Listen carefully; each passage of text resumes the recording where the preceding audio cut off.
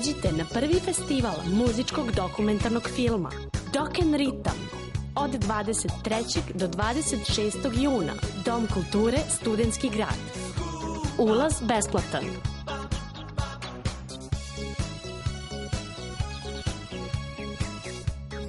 Ja želim da vas pozdravim i da vam poželim dobrodošlicu na prvi festival muzičkog dokumentarnog filma Dok and Ritam, koji se pod sloganom Dokumenti našeg ritma održava u Domu kulture Studentski grad. Ovo je 0. festival, nadam se da će trajati barem sledećih 50 godina.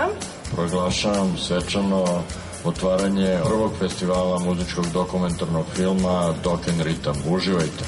Za nas je ovaj festival stvarno velika stvar zato što je zaista napravljen, to nije fraza, stvarno uz pomoć velikog entuzijazma. To mi treba mi ova atmosfera, prvi dan festivala.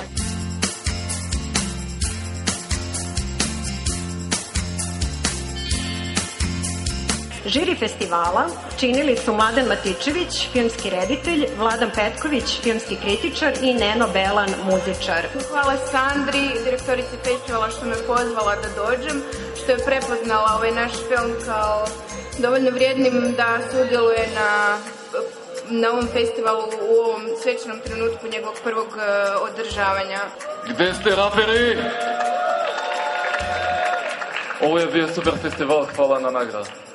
Zaista mi je čast i zadovoljstvo što smo večeras tu i što smo bili sve ove dane festivala. Ovo je divan festival, želim mu puno uspjeha. Imate zaista divan kulturni centar, koristite ga stalno. Hvala vam puno. Dođite i sledeće godine, ali obavezno.